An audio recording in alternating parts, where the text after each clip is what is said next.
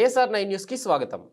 బొడమేరు గండి పూడ్చాం. ప్రస్తుతం విజయవాడకి వచ్చే ఇన్ఫ్లో తగ్గింది. ఒక పక్క పడుతున్న వర్షం, పైనుంచి వచ్చే వరద అన్నీ ఎప్పటికప్పుడు సమాచారం తెప్పించుకొని విశ్లేషిస్తున్నాం. వరద వల్ల కలిగిన అడ్డంకులు అన్నీ తొలగిస్తున్నాం. బొడమేరు క్లోజ్ చేసినప్పటికీ 1.01 టీఎంసీ నీళ్లు విజయవాడలో ఉన్నాయి. ఈరోజు మళ్లీ వర్షం పడింది. ఆ వర్షం పడింది కాబట్టి మళ్ళా నీళ్లు పెరిగాయి. ఇన్ఫ్లో ఆగిపోయింది, అవుట్ఫ్లో పెంచాం. కానీ రెయిన్ వల్ల మళ్ళా స్టాగ్నేషన్కి వచ్చి ఇప్పుడు 1.2 1.02 ఆర్ 1.03 టీఎంసీ నీళ్లు వచ్చే పరిస్థితి వచ్చింది.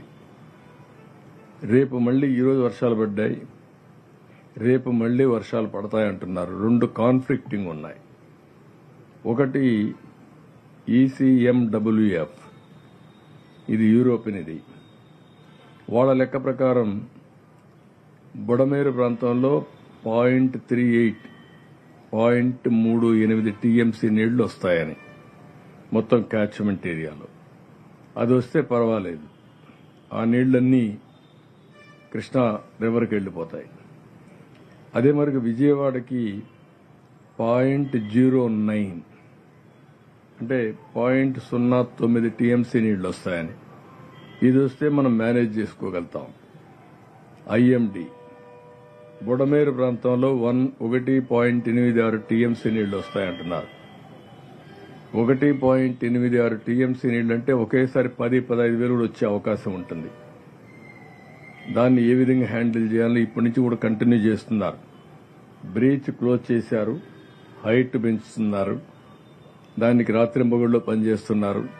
మళ్ళా ఒకసారి సమీక్ష చేసుకుంటాం, ఇంకా పెంచమని చెప్తాం. సిటీకి కూడా 0.37 టీఎంసీ నీళ్లు వచ్చే అవకాశం ఉందని IMD చెప్తున్నారు.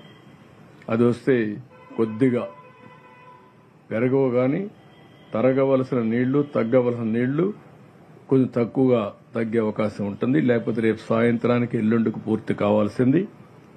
ఇది ఇంకొక హాఫ్ డే అట్ లేట్ అయ్యే అవకాశం ఉంది. చాలా డీటెయిల్డ్గా రెయిన్ఫాల్ ప్రిడిక్షన్ చూస్తున్నాం. ఇన్ఫ్లో అరికట్టగలిగాం, ఇక్కడ పడే వాటర్ను చూస్తున్నాం, అడ్డంకులు తొలగిస్తున్నాం, ఎక్కడికక్కడ ఈ నీళ్లన్నీ పంపించడానికి ముందుకు పోతున్నాం.